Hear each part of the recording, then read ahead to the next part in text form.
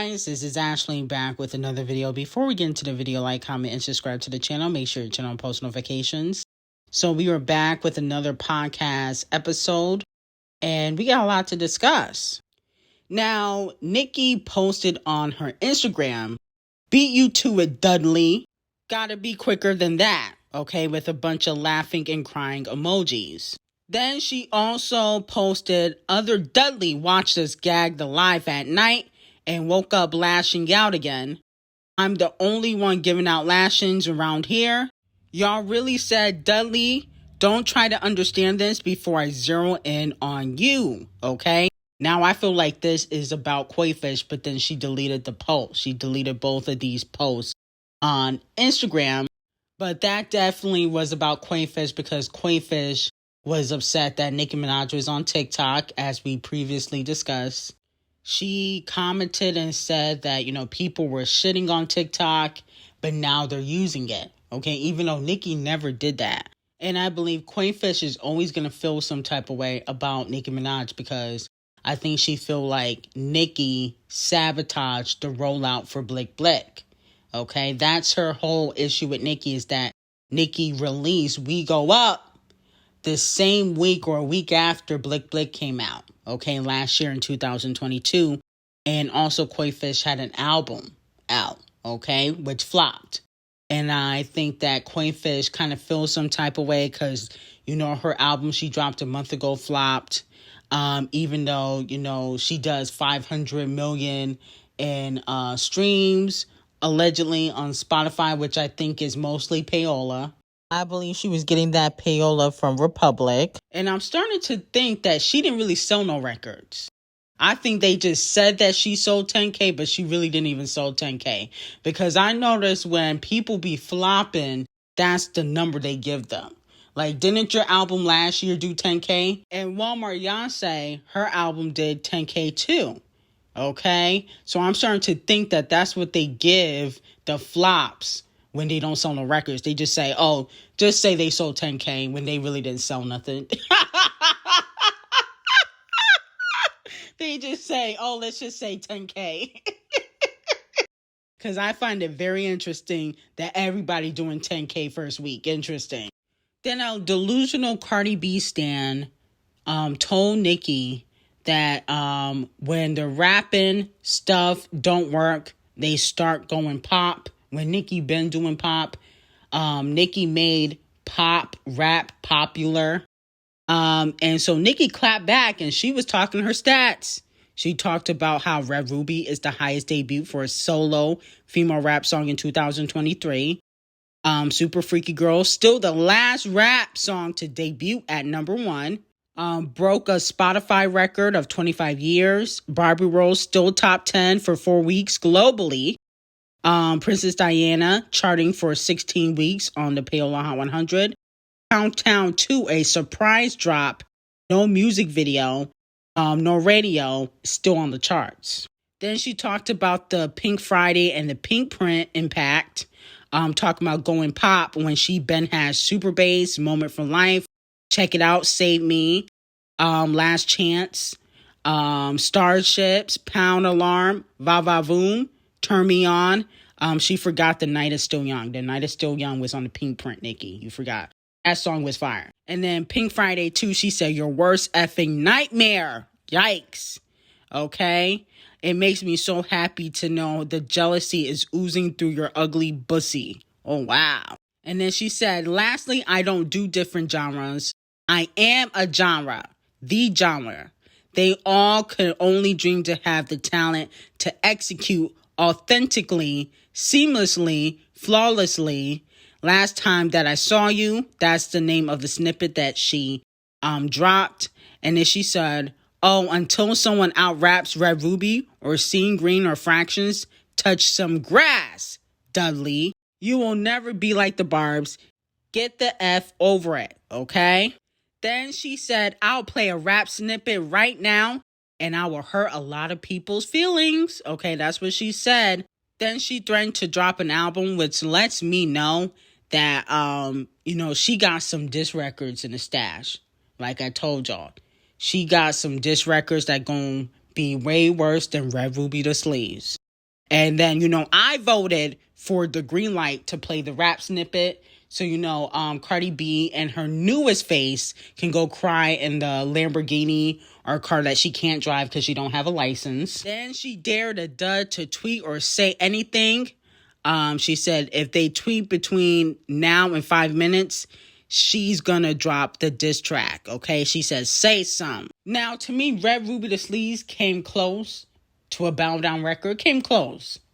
But I really need Nicki to make an example out of Koi Fish, because REC0RDI, she didn't go after Koi Fish. I need her to really make an example out of Cardi B. And the fact that Cardi B thinks that she's a writer, but she's not. Okay, she also addressed how, her snippet has one writer on it, not several. But I really need Nicki to go for the juggler this album, completely end the duds. Okay, Megan is over. People think that Megan could go toe-to-toe Nicki Minaj when it comes to rapping are fucking delusional. Let's be very clear. Megan cannot go toe-to-toe with Nicki when it comes to rapping. She can't even reply to the Seeing Green and fraction shots. Okay? Her shots don't be hitting.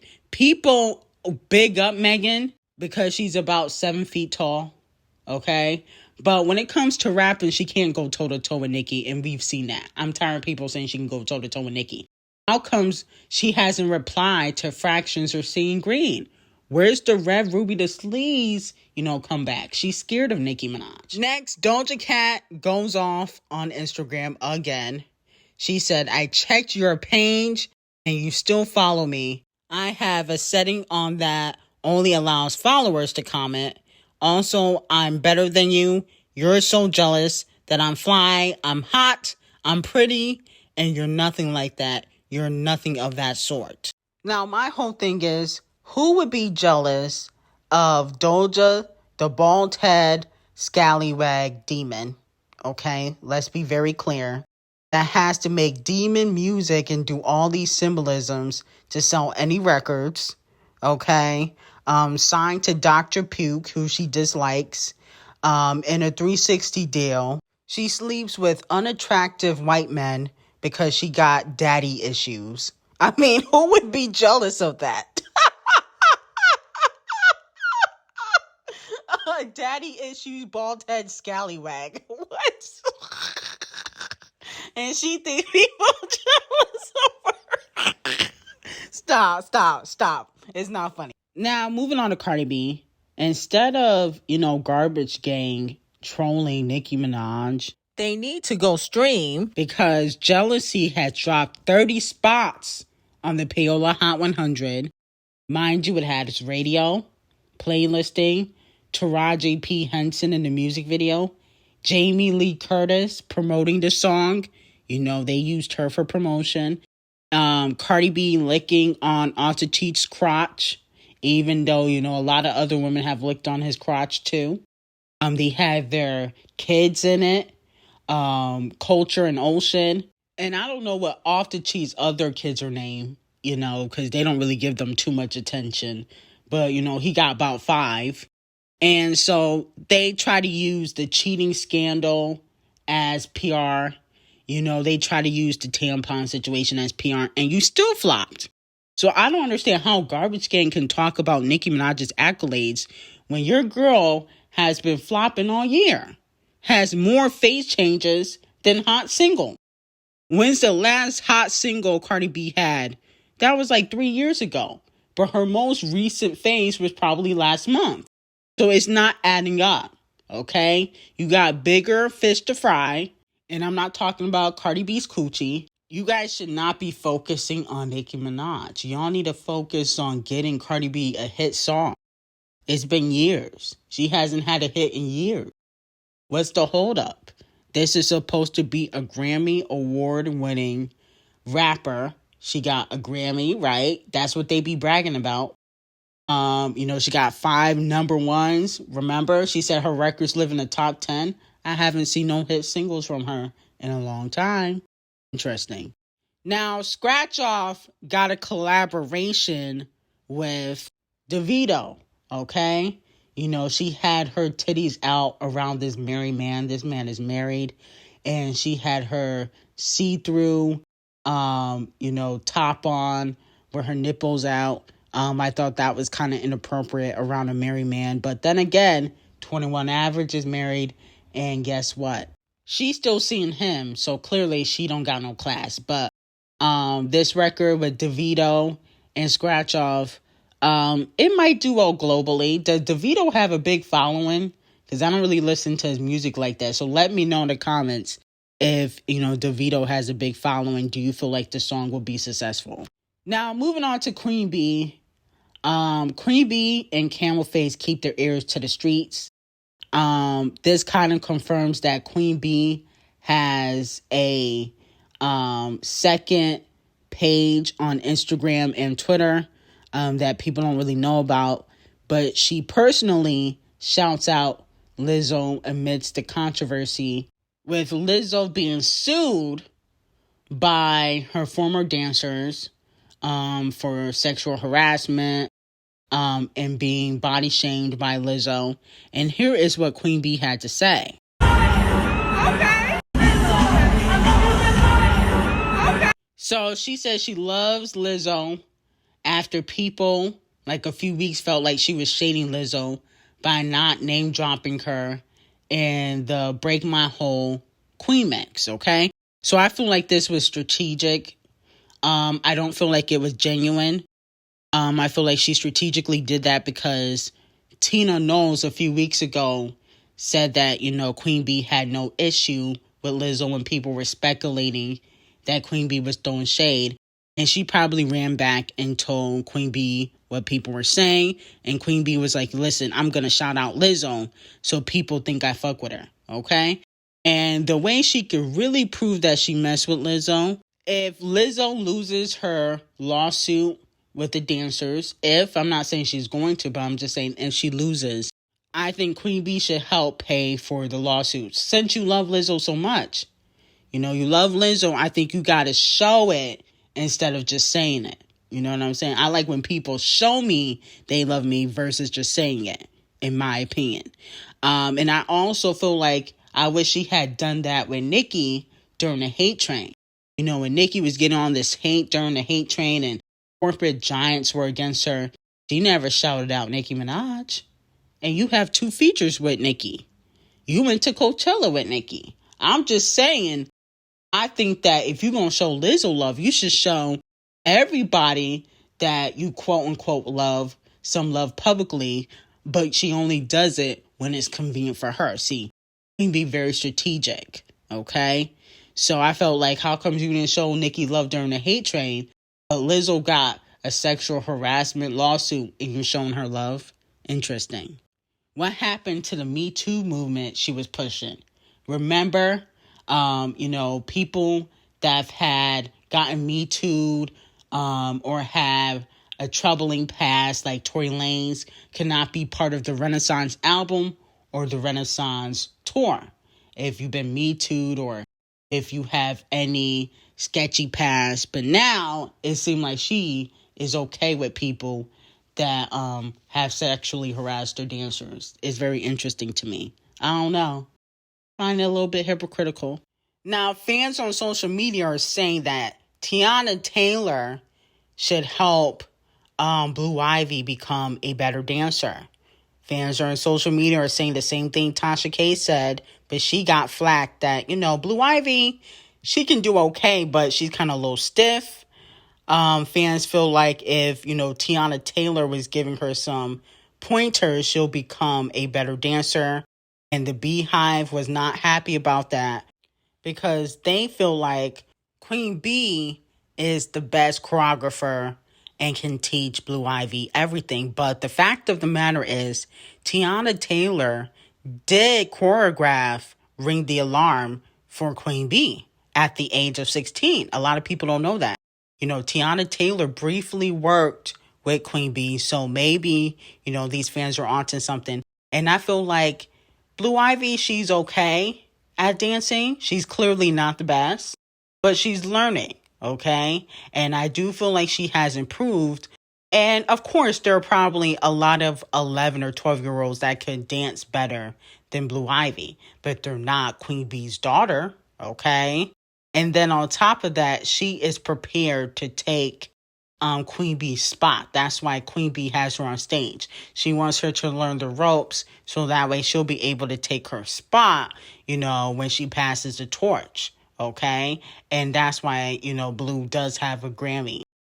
Before Chloe and Holly, before Nicki Minaj, before Snoop Dogg, and all these other, legends or icons, because, she is going to have the torch next after Queen Bee. Now, we definitely got to talk about this evil family. Sean and Leanne Tui took advantage of this black man and put this black man in a conservatorship, just like what Britney's family did to Britney Spears, okay? Now, if you don't know the Blind Side story or the movie, then you've been living under a rock, okay? But in the movie, which is a complete lie, come to find out, Leanne and Sean Tui take a black teen in who was homeless. And in the movie, they take care of him and they find out that he has talent when it comes to football, okay? That, he's a decent football player. Now, Michael ended up going pro. He's retired now, I believe, but he ended up going pro. And in the movie, they say that, Sean and Leanne are his legal guardians, that, they basically adopted him. But unfortunately, come to find out, that's not true. They actually never adopted him. They never were his legal guardians. They made him sign a conservatorship petition because they wanted some of his money when he went pro. And then on top of that, there's a whole movie made about his life. Sandra Bullock, who's a known actress, is the main character in the movie. And come to find out, he didn't get no money off the movie. Okay, he didn't get a dime, according to him. The mom, Leanne, claims that, everybody got $14,000. It wasn't a lot of money, but they really bamboozled this guy. And now he's trying to get rid of the conservatorship. But it's just sad how evil people are. You didn't want to adopt this man, okay? This teenage boy. You just wanted to make money off of him. And they were already rich. That's the funny part. They were already rich. It's not like they were middle class and took him in. Their net worth, the parents' net worth, Sean and Leanne, is allegedly like $75 million because of their real estate portfolio that they have. Okay? So to me, it's like, you just so greedy. You got to take money from this black man that, doesn't have a family, was homeless. You got to take money from him. But you didn't need the money. It's just like how evil people are. You really got to be careful with the people you surround yourself with. But, at least he was able to become a millionaire. But I wonder if he ever really saw a penny of it, considering that he was in a conservatorship and they were controlling his finances. Now, moving on to Kim K being very thirsty at the Champagne Thickums concert. And people also noticed the fact that she was reciting the sample he used in Search and Rescue.